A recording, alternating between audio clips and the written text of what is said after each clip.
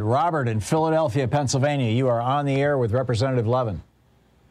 Hi, Congressman Levin. The Democrats have been given a mandate by voters to bring about change, and the overwhelming majority of Democrats in Congress have shown that they're willing to put aside their differences to get a legislative agenda passed.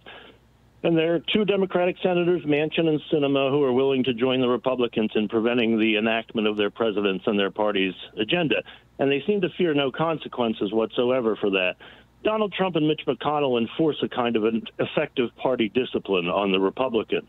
Where is the party discipline when it comes to those two senators? Why do the president, the leadership, and the Democratic caucuses allow them to believe that they will suffer no painful consequences for their betrayal of all of us?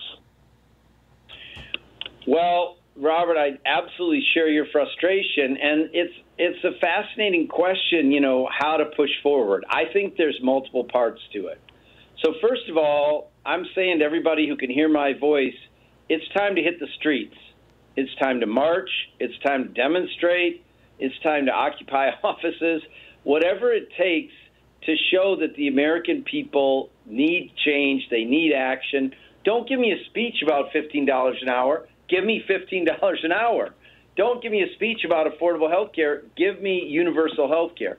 So one thing I think practically, politically, I don't have a lot of faith in enforcing, party discipline with Senator Manchin, whose state was won by Donald Trump by more than almost any other state. The spread between Manchin and the president's, margins is by far wider than any other Democrat in the Senate or the House.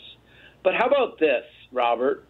Why don't we say to Chuck Schumer, we need you to start using the talking filibuster right now. Should have happened months ago, but anyway, here we are, right? So make the senators, Republicans and Democrats, stick around and make the Republicans talk nonstop to filibuster these changes. And, I want to make clear to everybody, this is what the rules of the Senate are. The minute they're not there, actively filibustering on the floor, which is what everybody thinks it's supposed to be in the first place, right, Tom? That's right, yeah. I call it the Jimmy... I'm sorry, go ahead. Well, who's ever in the chair, the presiding officer, can proclaim debate closed. Right, and call the vote. They move to a majority vote. Yeah. So we need to test this. And why? Because I'm guessing Robert might say, oh, come on, Congressman Levin, that's not adequate. That won't work. Robert, I agree with you. But to bring about change, in my view, we may have to go through this exercise of showing to Senator Manchin, Senator Sinema, having this real live drama of democracy for the American people. Do we want to go through 2, 3, 4, 5 days of 24-hour debate to get anything done? Would we have to do that on every bill?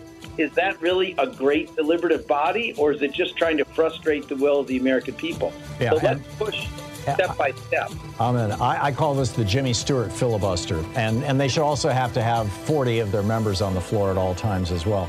Representative Andy Levin is with us taking your calls for the hour. We'll be right back.